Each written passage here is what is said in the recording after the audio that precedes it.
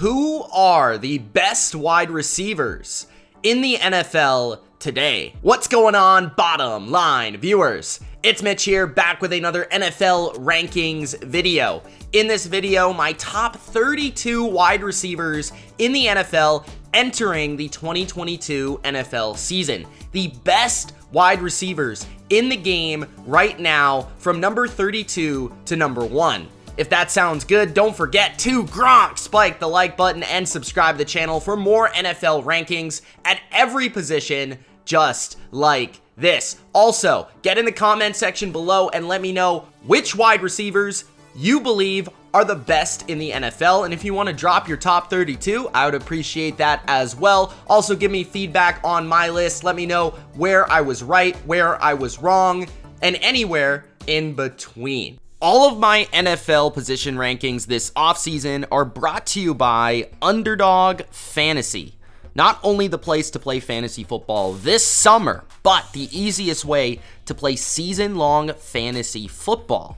No waivers, no trades, no problem. Use the code BLV and Underdog will match your first deposit up to $100. I'm telling you, man, if you have never played best ball, you will get addicted. I absolutely love best ball. It's my favorite way to play fantasy football. I also love it because Underdog Fantasy is where the sharpest minds in fantasy play. So it prepares me for my leagues, having actually drafted against the sharpest ADP all summer long in actual real drafts. On my rankings, you will see the Underdog ADP above each player's name. That is the average draft position for where you can draft them on Underdog Fantasy right now. So if you spot a value, don't be afraid, jump on it. Head to UnderdogFantasy.com or the App Store now, sign up with the promo code BLV, and Underdog is going to match your first deposit up to $100. Again, Underdog Fantasy, sign up with the promo code BLV and join me for some drafts this summer. Kicking off my top 32 receivers in the NFL today, at number 32, OBJ, Odell Beckham Jr. OBJ is now a Super Bowl champion, and I understand that he is injured and he probably won't be playing a majority of the 2022 season.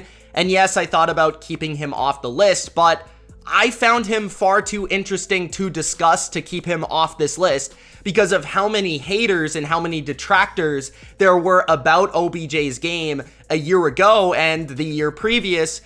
With his time in Cleveland, a lot of people thought that Odell lost it, but he proved to everybody and shut up his haters when he performed late last season. And he was a massive part of that Super Bowl team. We even saw what happened with the Rams offense when Odell left the field when he got injured and now is going to be out once again with another ACL injury, which absolutely sucks. But he got his Super Bowl ring, and we saw the impact he made as that number 2 option for Matthew Stafford behind Cooper Kupp. The guy that Sean McVay would solo on the outside and would often be targeted when Cooper Kupp was getting double teamed. And Odell came through time after time after time. It just proved that if you're not going to double team Odell, he can still torch any corner that lines up one-on-one with him. And maybe he's not the explosive, incredible all-time talent anymore, but he's still going to catch 8 to 12 passes if you allow him to. If you just line him up one-on-one on the outside, he's going to run routes, he's going to get open, and he's going to create big plays. He scored a touchdown in that Super Bowl. He had incredible games versus both Tampa Bay and San Francisco in the playoffs, and he provided many big spark plays, touchdowns, plays over the top of the defense throughout that late season run for the Los Angeles Rams. OBJ provided that spark and energy for his team with the Rams, and I believe he can do that once again.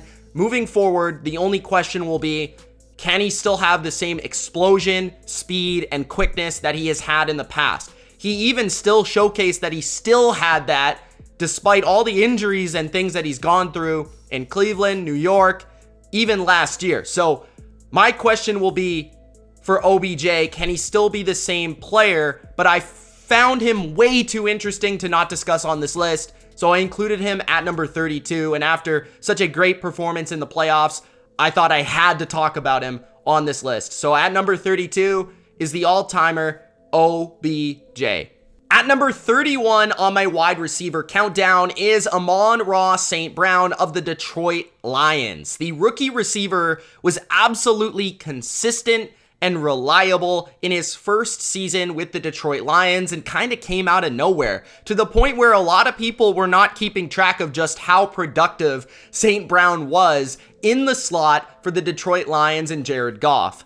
And being that the Lions didn't really have a number one receiver last year, they had a bunch of journeymen and number threes trying to become number ones, the rookie immediately had an impact finding soft spots in the zone coverage all throughout the field. And even though he's not somebody that shifts to the outside, the perimeter, takes on press coverage and defeats it, he's just really smart, really deceptively quick. And even though he's a smaller guy, he plays beyond his years as a wide receiver and is very much undervalued. To have about 90 plus catches as a rookie is extremely impressive, especially for a team like Detroit where there was no one else really taking away that coverage. You could argue maybe TJ Hawkinson, but there was no number one receiver that was stretching the field for that slot to get open. He was getting himself open, and he was finding those soft spots in the zone coverage. So Amon-Ra St. Brown, I'm really intrigued to see how he continues to develop with speedy receivers around him like DJ Chark and Jamison Williams. That might actually make him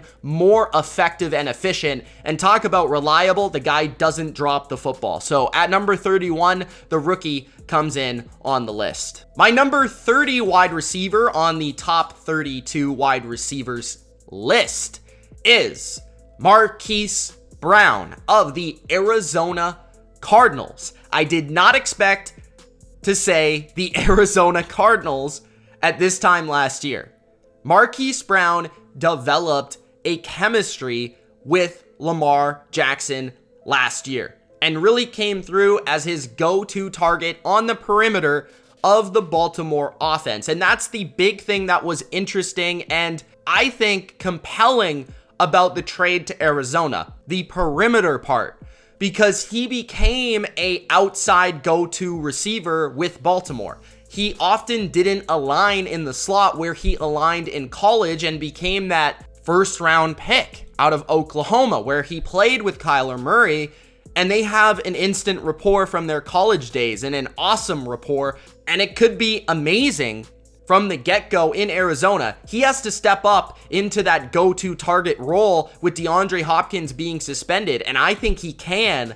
But the question will be, is he going to play on the outside? Is he going to play in the slot? Is he going to play in both spots? And I think he can do both pretty well. And I would argue that he'd be even more productive if they moved him into the slot. He has that what Arizona used Christian Kirk like, with the vertical element from the slot position. Marquis Brown is very fast. He can burn defenses down the field. And I thought he got a lot more crafty and consistent in his route running, in gaining separation on the outside, in beating press coverage consistently, and getting more physical as a wide receiver.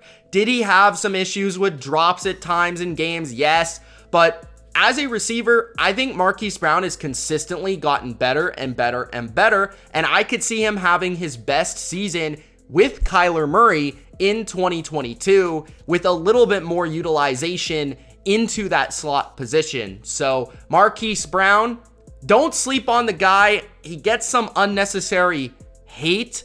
I think he's going to be a lot more likable hooking up with Kyler Murray in Arizona. My number 29 wide receiver in the NFL today is Adam Thielen of the Minnesota Vikings. Adam Thielen is getting a little bit older, and with age comes injuries. Adam Thielen has not been able to stay on the field consistently for the Minnesota Vikings, but when he does and when he suits up, he scores touchdowns. It's really that simple. Adam Thielen scores touchdowns. 1, maybe 2 in a game, who knows? But Adam Thielen is still awesome. In terms of his hands, very consistent and can make some of the most ridiculous catches in the NFL. in contested situations. He's really tough over the middle of the field. He's a very crafty route runner. He's never been the most explosive player, but his body language as a wide receiver and the rapport he has with Kirk Cousins is top notch, especially in that red zone. But he could play in the slot. He can play on the outside. The only question for me about Adam Thielen is that age, is the injuries, and is that going to continue to hurt his stock moving forward? Is that going to take away from his speed and explosion? But man, he's just still so good and so nuanced as a player. I can't not put him at least here on the list. My number 28 wide receiver in the NFL today is Darnell Mooney of the Chicago Bears. We spoke about Adam Thielen maybe taking a step back. Darnell Mooney is skyrocketing. I believe in 2022, he could have a huge season as Justin Fields' undisputed number one target. There is nobody else on the depth chart for the Chicago Bears. And Darnell Mooney, he did it in 2021. He was a 1,000-yard receiver. He was actually one of the most heavily targeted receivers in the NFL last year, despite being more of a vertical downfield player. Mooney can burn you with his speed.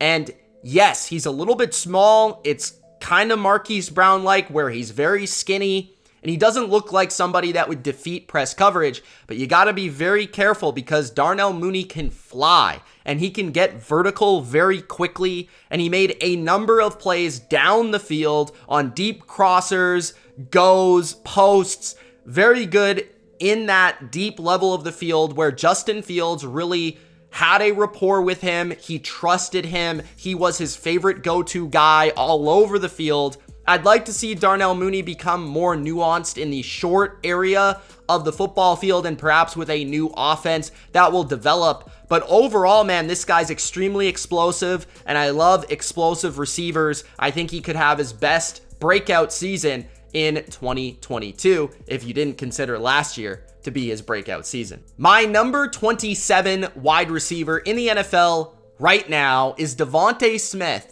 of the Philadelphia Eagles. And Devonta Smith is a really tricky ranking because I loved him as a prospect. He goes to Philadelphia. He's their number one trusted receiver of Jalen Hurts, but he's not targeted very often because it's a run-heavy offense, and it's hard to judge how effective he was because they were such a run-heavy team. But Devonta Smith, I believe, has the potential to become a top 20, top 15 receiver in the NFL, maybe even better than that. He is joined by A.J. Brown in Philadelphia, which means he's probably going to take a backseat to the alpha dog of A.J. Brown. But Devonta Smith is really good. Really nuanced route runner for such a young player. He's got those incredible long, lanky arms, which allow him to fight off defensive backs, really quick feet, and pretty deceptive vertical speed as well. It'll be intriguing to see if Devonta Smith takes more of a role into the slot now that A.J. Brown is the big outside receiver, because Devonta Smith had to battle the best corners in the NFL week after week after week who were covering him on the outside every week for the Philadelphia Eagles. Now he might see better matchups and he might see more creativity from the offense. I think he's a really good player, and he got open a bunch last year. It just didn't really show up on the statistics as much because, like I said, this team was a very run-heavy team. With Jalen Hurts, I think the plan is surround him with a ton of talent, and Devonta Smith is one of those guys that is extremely talented. Can he take that second-year jump that we've seen so many great receivers of the past be able to do? We will see, but he's already number 27 in my book. The number 26 receiver in the NFL today is Michael Pittman Jr. of the Indianapolis Colts, talking about another young receiver who has a path to becoming a very productive player in his offense. That is Michael Pittman Jr. of the Indianapolis Colts. With Matt Ryan coming to town, he needs a go-to alpha wide receiver to count on, and when you look up that profile, Michael Pittman Jr. fits it. He's a big target. He's a possession receiver plus with the size to win jump balls, and very consistent player. He showed that progress from year 1 to year 2 that you love to see. He's a big red zone target, a guy that you can trust in jump ball situations on a big play or a third down. And honestly, Michael Pittman Jr., I think, is just going to continue to nuance his game up and get better and get more refined as a route runner. He could use maybe a little bit more quickness and all these things, but overall, Michael Pittman Jr. is heading right in the right direction, and I think this could be his best season of his career so far because of Matt Ryan being a more accurate quarterback who's used to getting a lot of production out of his number 1 targets, and he's going to trust Michael Pittman to make these plays. So Frank Reich puts him in the right spots to succeed, and I think Michael Pittman Jr. will have his best year of his young career at number 26. The Colts' number 1 receiver comes in on the list. My number 25 receiver in the NFL, hold up, this is a controversial ranking, Michael Thomas of the New Orleans Saints. Michael Thomas, we know when he's playing and he's healthy, he's arguably the best possession receiver and slot receiver and technician in the NFL, but we haven't seen it in like 2 years. So where do I rank this guy? I rank him at number 25. That's my decision here. Saints fans are going to be mad because I didn't rank him higher. Everyone else is probably going to be a little bit upset that he's on the list at all because there's nothing really to be said here other than the fact that we know he is awesome. The man known as Slant Boy is extremely good in the short and intermediate levels of the field. And my intrigue will be with Drew Brees, retired, Jameis Winston, the quarterback.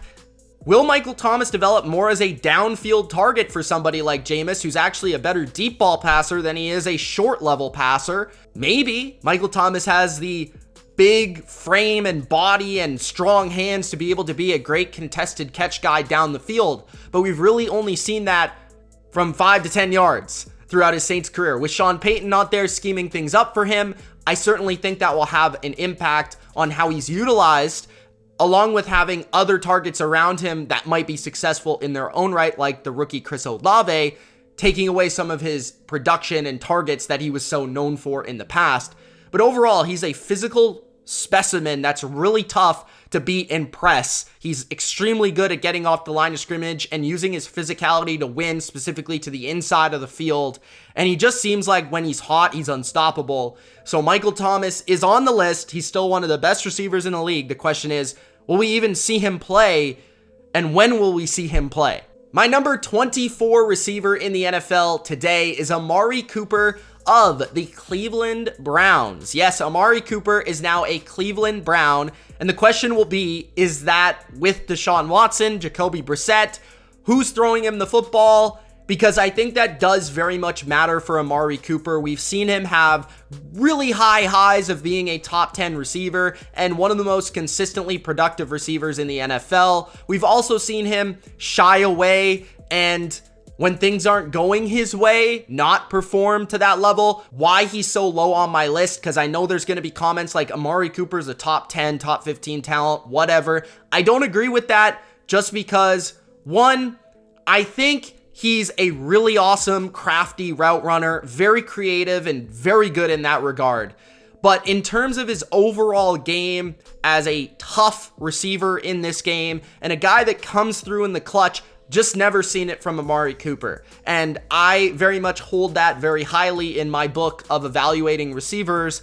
I think Amari Cooper is somebody that needs another receiver as well with him to be able to be that tough over the middle of the field receiver. He's a great vertical threat. He's a great route runner on the outside, the perimeter. Amari Cooper in Cleveland just seems like an awkward fit. I think they want what they didn't get from OBJ in that regard in this offense. And I do think he can be a Brandon Cooks type of player for Deshaun Watson if Watson ends up suiting up at any point.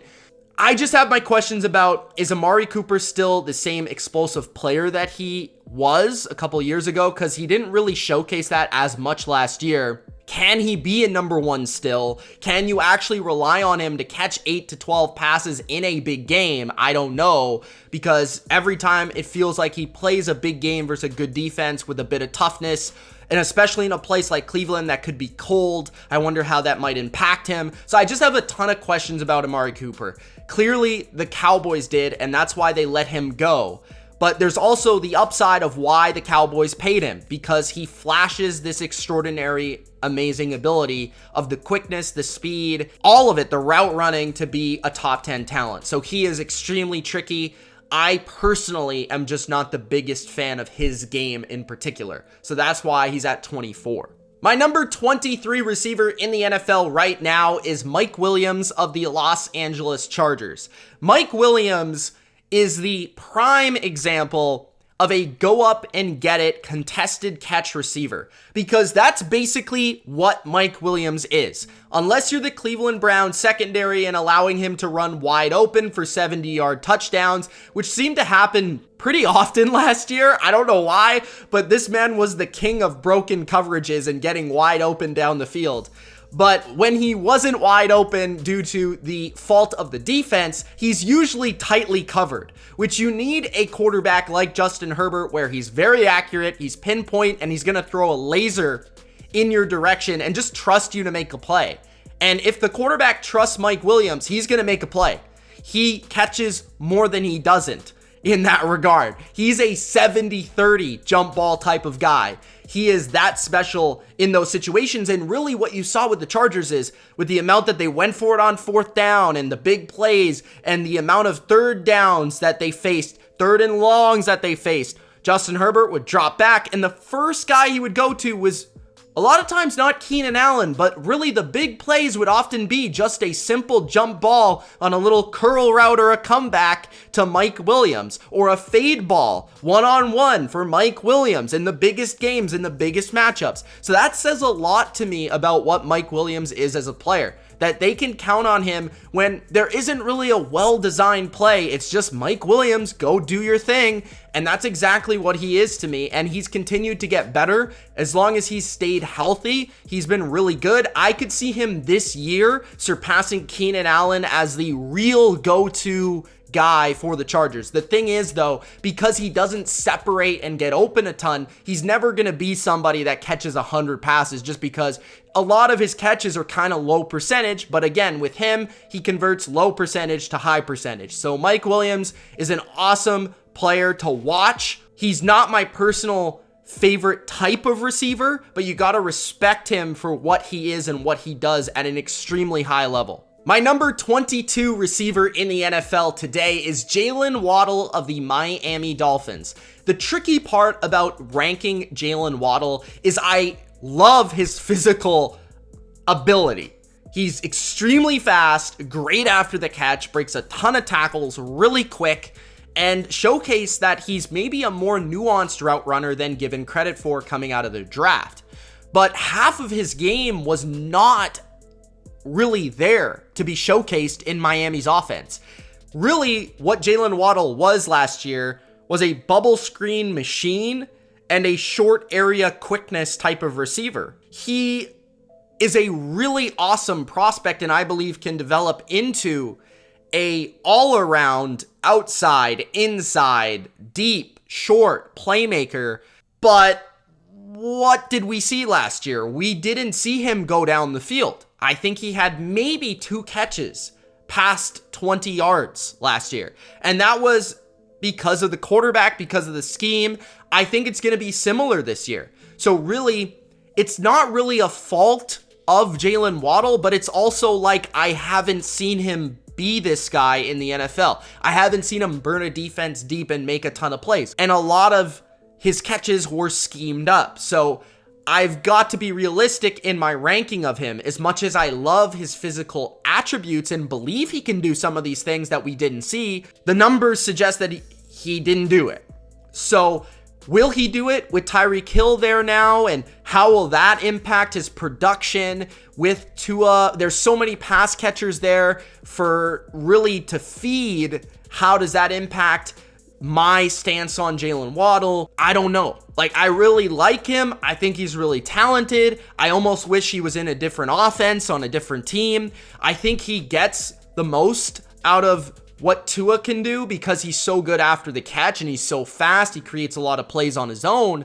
But I'd like to see him put in a spot where he is maybe able to stress a defense down the field a bit more. Maybe we will see that in 2022. I just don't really know. There's just not enough evidence yet for me to put him in the top 20 as much as I wanted to put him in the top 20. My number 21 wide receiver in the NFL right now is perhaps my favorite wide receiver in the NFL. That's Hunter Renfrow of the Las Vegas Raiders. I got the Wes Welker jersey in the background, and Hunter Renfrow is the closest thing when it comes to a Wes Welker in today's NFL. Maybe not as explosive or as good of an athlete as Wes Welker, but Hunter Renfrow kind of does remind me, now playing in the Josh McDaniels offense, these comparisons can be had, does remind me of a better version of Danny Amendola. He's extremely smooth, he's extremely crafty and nuanced and detailed to a T. Dot the I, cross the T with his routes. And he creates his own routes. And John Gruden, I don't want to give him too much credit, but he kind of allowed that leeway of Renfrow being creative and placing these routes into the offense in terms of his option routes and what he was able to do to just get open versus everybody. Like, nobody can cover this guy within 5 to 8 yards. He's the best route runner in the NFL when it comes to the short area of the field. And it's not due to some extreme quickness like a Julian Edelman. It's more so just due to how detailed and how precise he is with his routes and the chemistry he now has with Derek Carr. I am very intrigued to see how he plays the Edelman, Welker, Troy Brown, Danny Amendola role in this New England Josh McDaniels offense that has really created that position. So I think Renfrow is going to be amazing again next year. He really provided third in Renfrow, clutch on third downs, clutch in big games, clutch in the red zone. He was always there for a big play and really was the go-to target in this offense, surpassing Darren Waller, surpassing any receiver, and Henry Ruggs left. So it just put more on his plate this year. I thought he had an extraordinary 2021. How will he be impacted in terms of targets with Davante Adams coming to town? That might hurt his numbers, but I think the talent, the skills are all there to be showcased when it comes to Hunter Renfrow. Don't underestimate this guy anymore. He's really good at football. Entering the top 20 wide receivers in the NFL today. At number 20, Keenan Allen of the Los Angeles Chargers. Keenan Allen has often been called the most underrated receiver in the NFL, and I would agree like 4 or 5 years ago, but when you're talking about it today, there is an argument to be had that I think Keenan Allen is the most overrated receiver in the NFL today, and I really like Keenan Allen. I've always loved Keenan Allen, dating back to his first and second season when I found him and picked him up and made him my fantasy football wide receiver. Like, I really like Keenan Allen, appreciate his game, but this is where I think there's separation between production with Keenan Allen and his actual impact on a football field. So he's really productive and still is really productive, but he's mostly productive as a slot receiver, very good on the short level of the field at getting open and creating separation, but he's not great after the catch. He doesn't really create much for himself after the catch anymore. At this point, he just isn't as gifted, making people miss, breaking tackles. That shows in the numbers. Somebody like Hunter Renfrow was a lot better in that area at creating yards after catch for himself as the same archetype of receiver. The reason I have Allen over Renfrow, they're very similar, is that Keenan Allen plays more on the outside and has proven with consistency year after year the production has been there, and he can play on the outside if you need him to and make plays in contested situations. Keenan Allen is not running by anybody. That's not his game. He's not stressing a defense vertically. He's really good in the short and intermediate areas at finding ways to get open, finding the soft spots in the zone coverage. Hands, really reliable hands. There's things I really like about Keenan Allen, but it's clear that he's kind of getting older and he is deteriorating in some of the facets of his game in terms of the explosion, in terms of the speed, in terms of the yards after catch. Those are all areas where Keenan Allen has dipped, but he's still really crafty, really smart, very high IQ as a receiver, and extremely good as a route runner, one of the best in the league. So that's why he's still in the top 20. He also has rare production consistently that not a lot of other receivers can showcase or have. And he's been a very good receiver for a long time. But realize this is a list ranking receivers entering 2022, not for what they've done throughout their career. So Keenan Allen is my number 20 receiver. I love him, but I also have massive questions about him moving forward. My number 19 wide receiver in the NFL today is Tyler Lockett of the Seattle Seahawks. Tyler Lockett is a player that I really wanted to rank higher. I just have so many questions about how Tyler Lockett may play without Russell Wilson, because I don't want to say was entirely reliant on Russell Wilson throwing him the deep ball, but Tyler Lockett had such a unique chemistry with Russell Wilson, and a lot of what Tyler Lockett did very well was adjust to how Russell Wilson would play. Russell Wilson would often create second and third play opportunities within the same play, and Lockett would often just gain that telepathy of understanding where Russ wanted him to go on the field, how to create separation from his first route to getting open in the second route and finding the space on the field to make an incredible play. And that is what was so special about Lockett and Russ in that connection. Now without Russ, how does Tyler Lockett adjust? He's really fast still. He hasn't shown much decline in his vertical ability to stress defenses down the field. He's really good from the slot at running routes and gaining yards after catch because of his quickness and his speed. He is such a smaller guy, but he has really good hands. He's incredible on the sidelines, making acrobatic plays. I just really think Tyler Lockett's one of the most underappreciated receivers and football players in the NFL over the last couple of years, because he can really do anything you ask in any offense. He can be the short area guy, he can be the vertical stretch guy, he could play outside, he could play inside, and he plays in an offense that isn't overly creative. They don't really set up Tyler Lockett to get wide open. It's Tyler Lockett getting himself wide open. So Tyler Lockett is a really underappreciated player. I believe he's top 20. I just question at this point in his career, 29, going on to 30, new quarterback, kind of questions with the scheme. I just wonder if he's going to be able to be as productive as he's been, because last year he was as productive as he's ever been, one of the top receivers in yards per game and all of it last year. So Tyler Lockett is number 19. My number 18 receiver in the NFL today is Brandon Cooks of the Houston Texans. It really doesn't matter what uniform Brandon Cooks is wearing, which city he plays in, who his coach is, who his quarterback is. Brandon Cooks produces. Brandon Cooks has been extremely consistent. And the crazy thing about Brandon Cooks, 6 1,000-yard seasons on 4 different teams. The Houston Texans, the New Orleans Saints, the Los Angeles Rams, or the St. Louis Rams, I don't remember, and the New England Patriots. And he has proven that he can do it with great quarterbacks, mediocre quarterbacks, or bad quarterbacks, as he did a year ago. Brandon Cooks was without a doubt the target hog of the Houston Texans last year, and it didn't matter. He still produced. That's what Brandon Cooks does. He's extremely reliable, and I think he's as good as he's ever been, especially when it comes to his route running and his intermediate and short area game. I thought he really showed flashes in those areas in ways that he never has previously. Typically, Brandon Cooks has always been the downfield threat, the vertical threat, the stretch player of an offense to take the top off, and somebody that will run the comebacks and maybe the occasional crosser. He became more of a yards after catch player, a screen player. and just the overall target hog of the Texans all over the field. And Brandon Cooks just continues to get better as a player.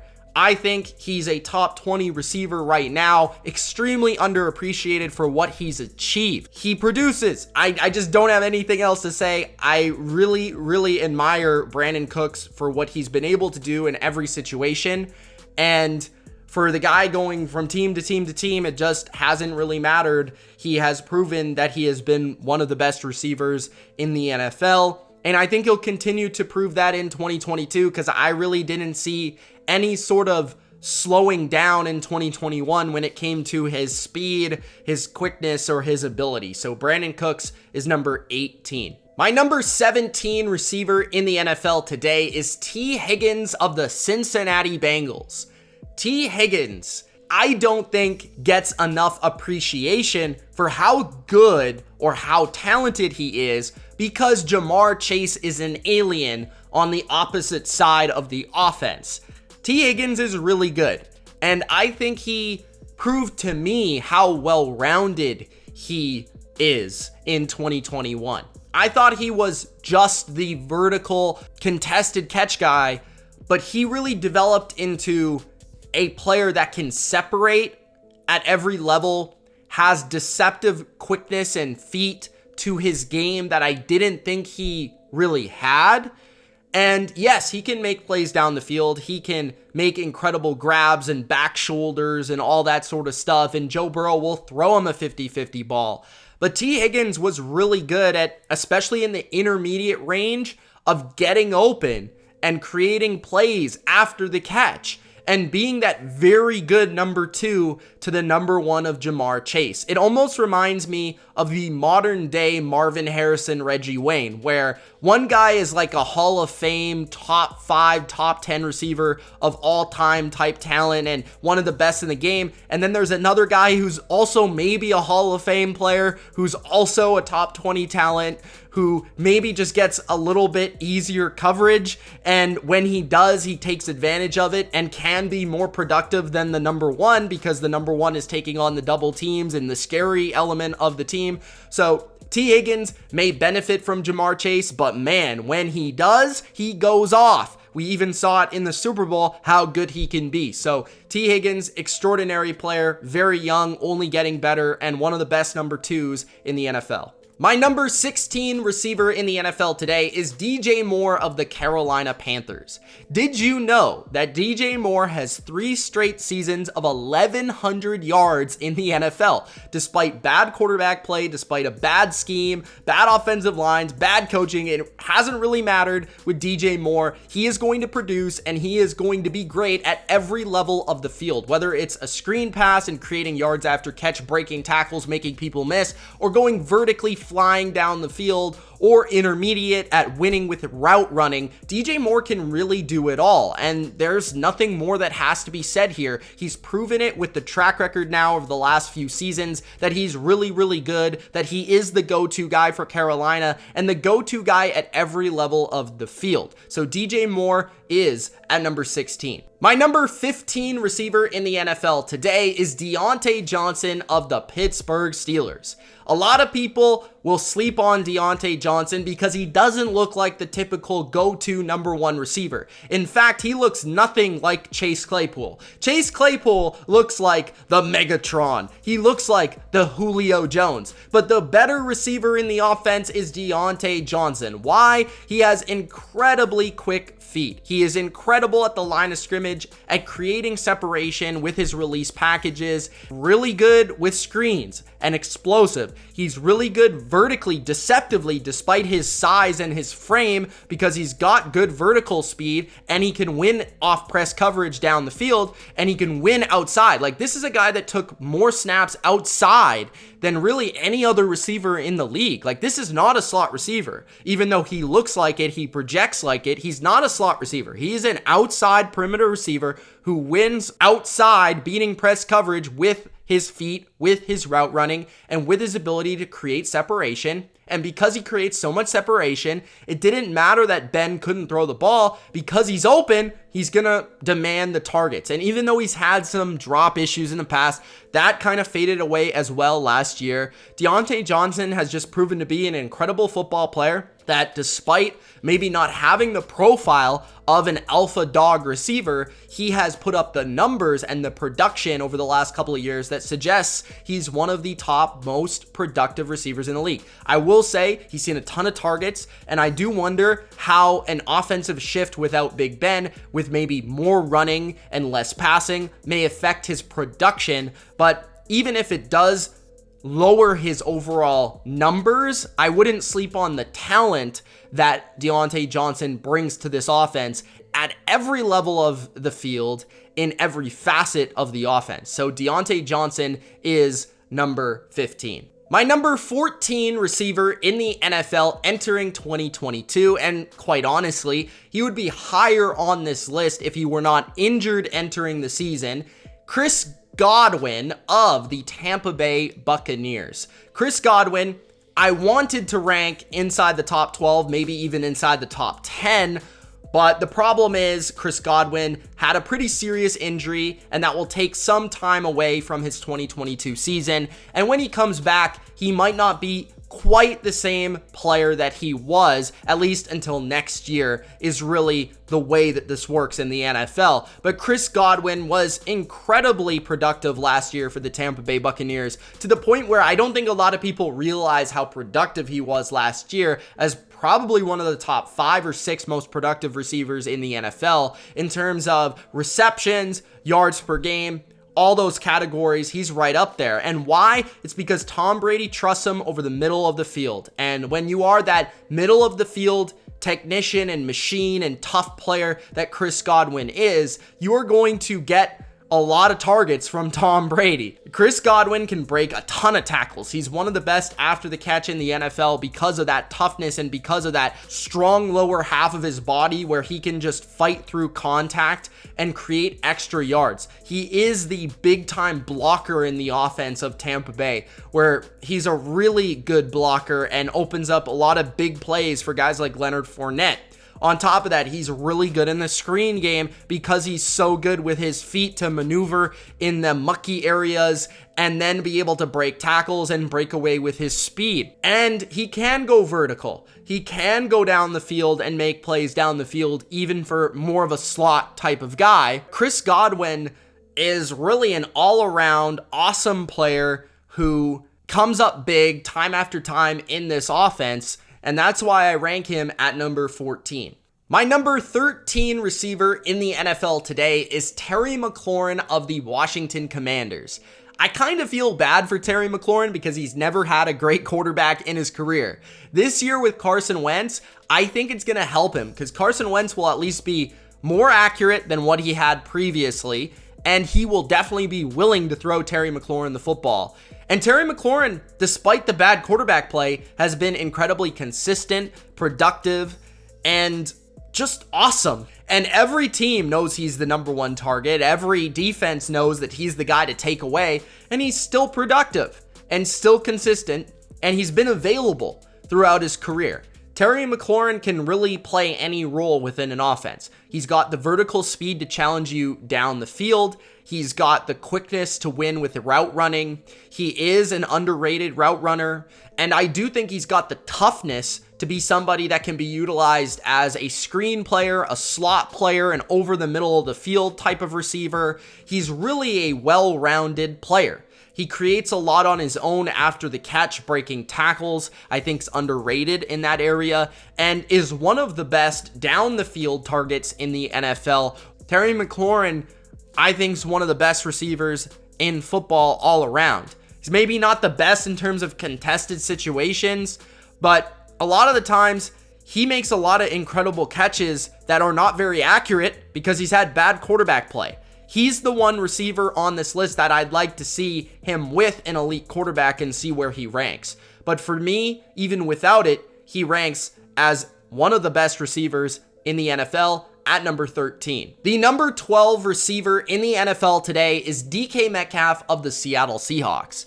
When it comes to DK Metcalf, There might be questions about who the quarterback of the Seattle Seahawks will be and who's throwing him the football, but there are no questions about how much of a freak show DK Metcalf is. And even despite not having Russ for a few games last year, he was still incredibly productive and just an overall beast that demands attention from a defense, whether it's because of his vertical speed that he can burn any corner in the NFL down the field. He is that fast. He is one of the fastest players in the NFL, despite his massive frame and size. No other receiver possesses the size, the strength, the power, and the vertical speed of DK Metcalf. It just doesn't exist. He is special. And I believe that DK Metcalf would be better in just about any offense than he is in Seattle, because Seattle just asks him to line up and run like 3 routes. And despite that, he's amazing. And he's really tough to cover. Like, players like Jalen Ramsey have a tough time covering DK Metcalf because he can burn you. You got to respect his speed. And then he can also beat you to the inside and box you out and win a jump ball and win a contested situation and just out physical you. He is just a freak. DK Metcalf is one of the hardest covers in the NFL, and even though his production might dip, the thought in my mind for how talented he is will not. That's why I have him at number 12. My number 11 receiver in the NFL today is DeAndre Hopkins of the Arizona Cardinals. D-Hop comes in at number 11 and is not in my top 10 because of the suspension that he will have to serve at the beginning of 2022. I would have put him at the end of the top 10 if he were not suspended, because I do believe that D-Hop has recently regressed, and you will see that in his production from a year ago.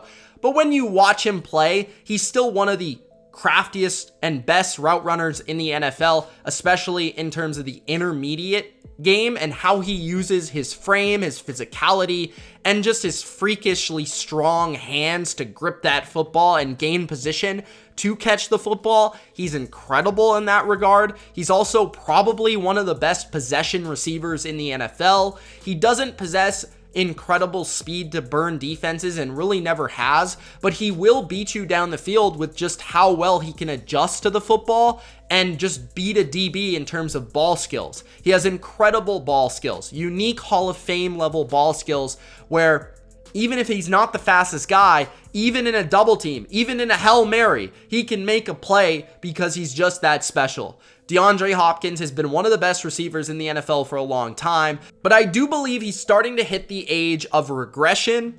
And now that he has the suspension, it does worry me entering the 2022 NFL season. Entering the top 10 receivers in the NFL right now, at number 10, CeeDee Lamb of the Dallas Cowboys. In 2022, I believe it will be the season of CeeDee Lamb for the Dallas Cowboys in his official season of superstardom. We saw that breakout in 2021, how he could take his game to the next level in his second season from a good rookie season. Now, without Amari Cooper, gone to Cleveland, CeeDee Lamb has the opportunity to become one of the truly extraordinary talents at the wide receiver position because he will simply see more opportunity to become that player. And now with another year of experience, he will be an even better player, I believe, in 2022. CeeDee Lamb has all the tools of an elite receiver. He's incredible in the slot or outside.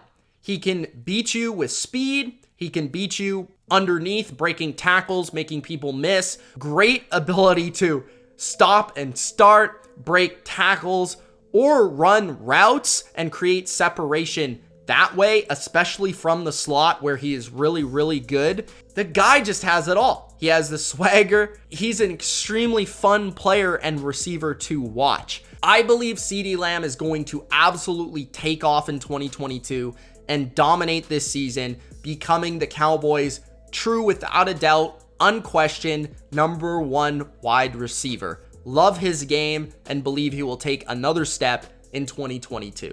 The number 9 wide receiver in the NFL today is A.J. Brown of the Philadelphia Eagles, traded from the Tennessee Titans to the Eagles. A.J. Brown is one of those players and athletes that I just don't worry about what team he's on, where he plays, what scheme it is. AJ Brown is just an absolute beast. It doesn't matter where you put him on the field, what route you ask him to run. He's going to get open, he's going to make plays, and he's going to torch your defense. It's that simple. AJ Brown has never been able to be a target hog because of how much the Titans run the ball, but I argued last year that AJ Brown was more important to the Titans than Derrick Henry, and I think that was warranted throughout the season. I mean, without AJ Brown, they really had no one to throw the ball to, and that's where they came up short in some of these games. But they were able to replace some of the rushing production of Derrick Henry on the ground. AJ Brown, you can't replace him. He's a beast. And every time Ryan Tannehill needed a play, whether it was throwing the ball for 12 yards over the middle where he's getting smacked by two people, or it's a big play down the field where AJ Brown catches the ball over somebody, breaks a tackle, and runs another 20 yards for a touchdown, AJ Brown can do that. He can do it all. And that's why I don't worry about him playing in Philadelphia, because he's proven to be, no matter how many targets or receptions he gets, he's going to make the most out of every catch. He's going to break as many tackles as anybody else. He's going to make as many big plays as anybody else. And he's going to demand a double team in the biggest moments in the fourth quarter when the Eagles, the Titans, when they're trailing in a game. AJ Brown's going to demand that double team, because if you don't, he's going to dominate your top guy and he's going to make plays, whether it's in contested situation or he's just going to break away through his combination of size and speed. AJ Brown is the number 9 receiver in the NFL. The number 8 receiver in the NFL today is Mike Evans of the Tampa Bay Buccaneers. Mike Evans is already a locked and loaded Hall of Famer. He has the Super Bowl. He has more 1,000-yard seasons in a row than any receiver in the history of the NFL. Let me say that again. Mike Evans has more 1,000-yard seasons in a row than any receiver in NFL history. Mike Evans is an all-time player, but he's still really awesome. I don't know if he's in his absolute prime, but he's still in his prime. He's still really good, and he's still arguably the best red zone receiver in the NFL. Last year, him and Tom Brady in contested situations were basically unstoppable. Tom would just throw him the ball, and the stats back this up, by the way. He was the best receiver in the NFL of any of the elite receivers at winning contested catch situations. Whether that was in the red zone or whether that was down the field, if you just throw Mike Evans the ball, it doesn't even really have to be accurate half the time. He'll adjust to it and he'll make a play on it. And it doesn't matter who's covering him. I thought Mike Evans showcased how great he still is in the playoffs last year with Tampa Bay. They didn't have Chris Godwin, and what happened? Mike Evans played the Philadelphia Eagles, dominated Darius Slay, who just had a good season for the Philadelphia Eagles, all over the field, through route running, through his size, through his ball skills, through his speed to break away from the defense. Evans still showed that he has all of those things that made him an absolutely special player. And then in the game against the Rams, when the game's on the line, when they're trying to make a comeback, Evans burns Jalen Ramsey down the field, is making plays to get them back in the game. Evans can really do it all. He can win over the middle of the field. He can win down the field still vertically, even at his age. And he can win in jump ball contested situations. Mike Evans is still one of the best receivers in the NFL. Put the respect on his name because he has earned it. The number 7 receiver in the NFL right now is Stefon Diggs of the Buffalo Bills. Stefon Diggs did not have the amazing season that he did in 2020, but he followed it up with a really good season. And I think a lot of people were kind of underwhelmed by Stefon Diggs' numbers last year, but I think that was just because of how much more attention Stefon Diggs gained in this offense after an incredible season that he had in 2020. But Stefon Diggs, to me, he's one of the best receivers in the NFL because it just feels like he's really hard to shut down. It's really hard to keep Stefon Diggs to like 1 or 2 catches in a game because he can run all the routes from any spot on a field. He can beat you at any area of the field. He's got enough speed and quickness to rather win in the slot or the outside. He's really good at adjusting to the football, just really consistent and really sudden in his movements and his acceleration to win at the line of scrimmage or to win at the top of the route. Stefon Diggs is just, to me, when I think of him, you can cover him perfectly and he's still going to find a way to catch the ball or make a play on the ball. It will feel like you shut him down, but he'll still have 6 or 7 catches for 75 yards. And it's like, that was a good game defending Stefon Diggs. That's just the type of player that he is right now. And I think he's one of the best receivers in the NFL. The number 6 receiver in the NFL today is Deebo Samuel of the San Francisco 49ers. I don't even know if I can call Deebo Samuel a wide receiver. You may have to call him a wide back, but either way, Deebo Samuel is unlike any football player in the NFL, and there could be an argument that in 2021, Deebo Samuel was the best football player in the NFL late last season. He was an absolute machine in terms of carrying the football, creating yards through rushing or receiving through the screen game, with his explosion, with his power, with his relentlessness, his toughness, his grittiness. Deebo Samuel is a football player's football player. His versatility is incredible. His unique skill set that only he offers is so valuable, but he's also in the perfect spot for his skill set. I don't think any coach could better utilize Deebo Samuel than Kyle Shanahan utilizes Deebo Samuel. But you have to have the ability to be able to utilize it. He showcased that he can win all over the field. He can have the most yards per reception despite not getting targets really vertically down the field. This is through his ability to create yards after catch, unlike any other player in the NFL, the way he's able to do it. Deebo is unbelievable and a one-man wrecking crew of an offensive weapon. Entering the top 5 receivers in the NFL, at number 5, formerly the number 1 receiver in the NFL on my lists and rankings, Tyreek Hill of the Miami Dolphins, which is still really strange to say.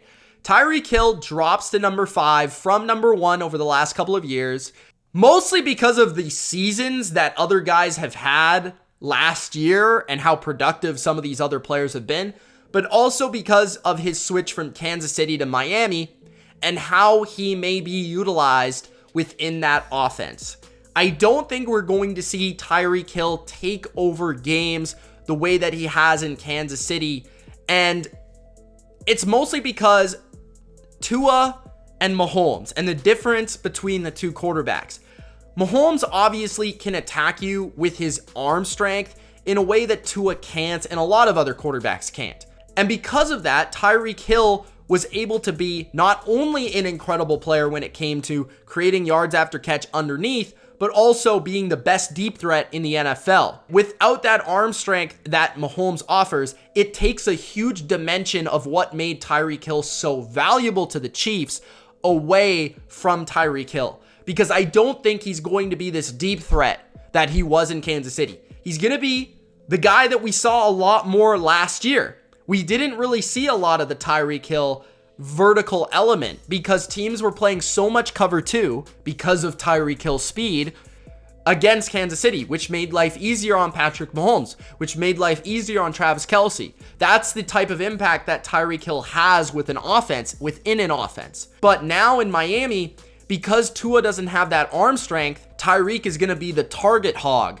You know, the guy that gets all the bubble screens and the quick slants and the quick little option routes, and he's going to win with his quickness more as opposed to what he was winning with before, which was his speed. And I think Tyreek showcased last year what I've always said about him, where if you made him a short area player, he'd still be the best guy in that facet in the game because he's so laterally quick.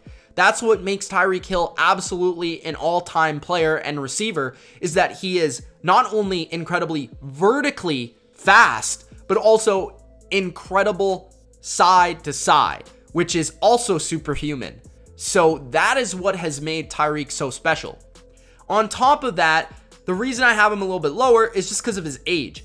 With somebody like Tyreek Hill, you do worry about him losing some of that speed, some of that quickness, which is what really makes him so good. He is good for his size in contested catch situations. He is a good route runner, but it's mostly due to how freakishly fast and quick he is that we've never seen in the NFL anybody like him in the history of the game. So Tyreek Hill is number 5. You could argue he could be higher. So Tyreek Hill enters 2022 as a top 5 receiver at number 5. My number 4 receiver in the NFL today is Davante Adams of the Las Vegas Raiders. Davante Adams is the best route runner and the best at the line of scrimmage in the NFL at the wide receiver position. His ability to separate through his nuances and his creativity and his detail of his routes at every level of the field is unlike any receiver in the NFL. Also, the way that he can beat press coverage, defeat a one-on-one, and burn a player down the field despite him not having elite speed speaks to how good and how quick his feet are at the line of scrimmage and how crafty he is at creating separation through his releases. Davante Adams is at number 4 and not number 1 or 2 because I think he benefited greatly from not only the scheme and the position he was in Green Bay, because he was a target hog, because there were no other players around him, so he was often force-fed the ball. But on top of that, Aaron Rodgers and him shared such extraordinary chemistry on back shoulders, on jump balls, on routes, that I just don't think can carry over even to somebody like Derek Carr, who's maybe his best friend. Rodgers and Adams were just so uniquely gifted together with creating unstoppable plays that nobody could cover. And that is something that I just don't think can carry over from offense to offense. But what does carry over is his extreme gifted ability as that route runner and as that player to create separation. Davante Adams also saw more double teams in the NFL than anybody in the NFL last year, which speaks to how important he was to Green Bay and what he will offer to the Raiders. Everybody is going to have to double team Adams, which is going to open up Renfrow and Waller in that offense, which is going to be great for Derek Carr. He's a great player and has been one of the most productive receivers in the NFL over the last few seasons. You do wonder about the shift in offense, the shift in quarterbacks, and the age starting to become a factor, but I still feel like he's in his absolute prime and one of the best receivers in the NFL. If you said Davante Adams was the best receiver in the NFL, I would not get mad at you whatsoever. It's just the way that I rank the list and the way that he comes in with all the factors being taken into account at number 4. My number 3 receiver in the NFL today is Ja'Marr Chase of the Cincinnati Bengals. You could argue that at the end of 2022, Ja'Marr Chase might be the best receiver in the NFL. If you said that to me, I would be like, yeah, absolutely. I could see that 100%. There are not many rookie receivers in the history of the NFL who have changed the course of their team and the history of their team the way that Ja'Marr Chase has dominated a season the way that Ja'Marr Chase has. Really, the only one that really comes to mind is Randy Moss and possibly Odell Beckham, where I feel like if you take away those players from those teams, neither of them are a playoff team or as good as they were that year.